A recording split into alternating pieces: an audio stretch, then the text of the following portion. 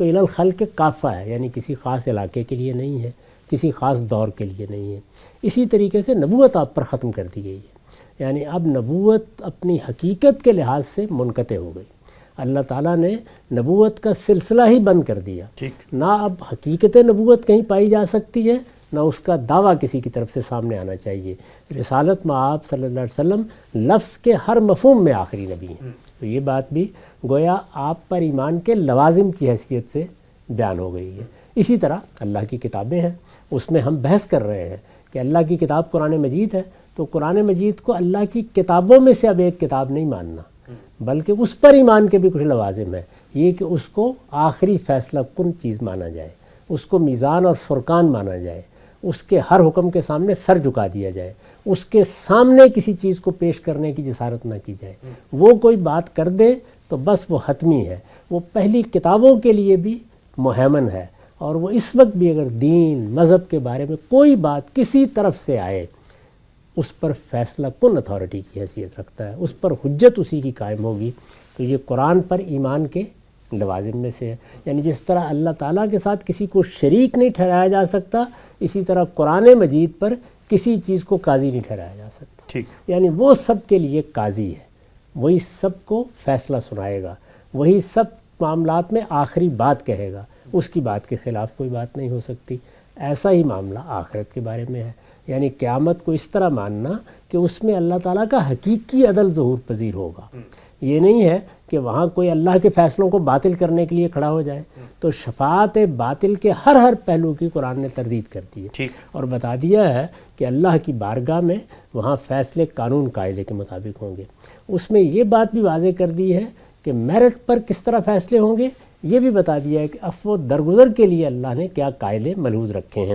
اس میں اگر اللہ تعالیٰ کسی کو بات کرنے کی اجازت دیں گے تو اس کے کیا حدود و شرائط ہیں، یہ سب باتیں بیان ہو گئی ہیں۔ تو اس وجہ سے یہ وہ ایمانیات کا کانٹینٹ ہے یا ایمانیات کے محتویات ہیں جو قرآن مجید نے بیان کر دیے ہیں۔ چنانچہ مسلمانوں کے ہاں یہ بات طے ہے کہ کوئی چیز بھی اب قرآن سے علاوہ موجب علم نہیں ہو سکتی،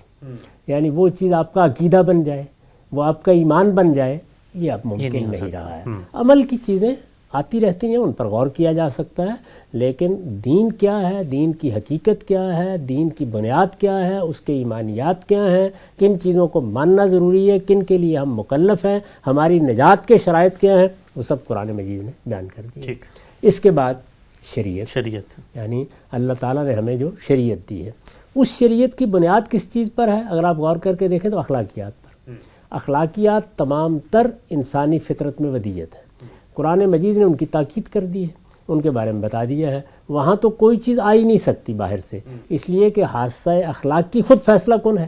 تو اس وجہ سے وہاں تو خود انسان کا ضمیر بھی گواہی دے رہا ہوتا ہے کہ یہ کیا چیز ہے۔ لیکن جو اعضاء مقرر کی شریعت نے، وہ تو شریعت مقرر کرے گی، بنیاد کیا ہے؟ وہ اخلاقیات بنیاد ہے۔ اس میں بھی قرآن مجید نے انما کے حصر کے ساتھ یہ بیان کر دیا ہے کہ یہ 6 چیزیں ہیں جو اخلاقیات کی بنیاد ہے، مثبت بھی بیان کر دی ہیں، منفی بھی بیان کر دی ہیں، اور اس پر ایک انما داخل کر دیا ہے، انما حرم ربی، یعنی میرے پروردگار نے بس یہی چیزیں حرام ٹھہرائی ہیں اخلاقی معاملات میں۔ کھانے پینے کی حرمتیں یہاں زیر بحث نہیں ہیں۔ اس کے بعد شریعت آ جاتی ہے، تو شریعت کے معاملے میں قرآن مجید نے 2 طریقے اختیار کیے۔ ایک وہ چیزیں جن کو اس نے خود موضوع بحث بنایا ہے، خود موضوع بحث بنانے کی ضرورت کیوں پیش آئی ہے؟ اس لیے کہ اس سے پچھلی روایت میں وہ چیز یا تو رسالت میں آپ صلی اللہ علیہ وسلم تک پہنچی نہیں ہے یا محو ہو چکی ہوئی ہے، تو وہ اس کو بنیاد بنا کے آگے بات کر رہا ہے، اور یا یہ ہے کہ جو پہلے دین کی روایت موجود ہے اس کے بارے میں ایک عمومی حکم دے دیا کہ امتثال امر کیا جائے،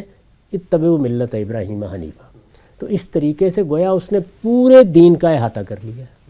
تو اب کوئی چیز باہر سے آ ہی نہیں سکتی، یعنی یہ ممکن ہی نہیں ہے کہ وہ باہر سے آئے۔ لیکن اگر کوئی جس طرح کہ آپ نے کہا جزوی معاملہ ہے، کوئی اور چیز ہے، تو اب ہم یہ دیکھیں گے کہ وہ بنیادیں کیا ہیں جو قرآن نے قائم کر دی ہیں، ان سے اس کو متعلق کر کے سمجھنے کی صحیح کریں گے۔ یا ایسا ہوگا کہ کوئی اصل قرآن نے بیان کی ہوگی وہ اس کی فرع ہوگی، یا قرآن کے متن کی شرح کے طور پر، جس کو ہم کہتے ہیں یہ عقلی مضمرات ہیں، یہ وہ چیزیں ہیں جن کا تعلق لسانی مضمرات سے ہے، وہ میں بیان کروں آپ بیان کریں، وہ اسی کسوٹی پر پرکھے جائیں گے۔ قرآن کے الفاظ کیا ان کو قبول کرتے ہیں، تو ظاہر ہے کہ اس کو قبول کیا جائے گا، کیونکہ وہ تو خود الفاظ کا تقاضا بن جائے گی۔ اسی طرح سے قرآن مجید جن چیزوں کو انسانی فطرت پر اعتماد کر کے اجمال سے بیان کر دیتا ہے، مثلا یہ کہ تم باطل طریقوں سے ایک دوسرے کا مال نہیں کھا سکتے، یا تمام طیبات تمہارے لیے حلال ہیں، تمام خبائث تمہارے لیے کھانے پینے کی چیزوں میں حرام کیے گئے ہیں، تو ظاہر ہے کہ اس اجمال کی تفصیلات ہم اپنے عقل و فطرت کے تقاضوں کے مطابق کرتے رہتے ہیں۔ اس میں ظاہر ہے کہ اللہ تعالیٰ خود بھی بیان فرماتے ہیں، لیکن عمومی طور پر اس کو انسانوں ہی پر چھوڑ دیا جاتا ہے۔ اب باطل طریقے کتنے ہو سکتے ہیں؟ وہ ہو سکتا ہے 10 رسالت آپ کے زمانے میں ہوں، 15 آج نئے وجود میں آ جائیں، ان سب پر اللہ کا حکم لگایا جائے گا، لیکن یہ وہ اجمال ہے جو اصل میں کسی ایسی تفصیل کا تقاضا نہیں کرتا جس تک ہم پہنچ نہیں سکتے۔ اس کے ذرائع ہماری فطرت میں بھی موجود ہیں، ہماری عقل میں بھی موجود ہیں، ان کے لیے استدلال کر کے ان کو متعین کیا جا سکتا ہے۔ تو اس کے بعد آخر وہ چیز کیا ہے جس کے لیے باہر کہیں جانے کی ضرورت پیش آئے گی؟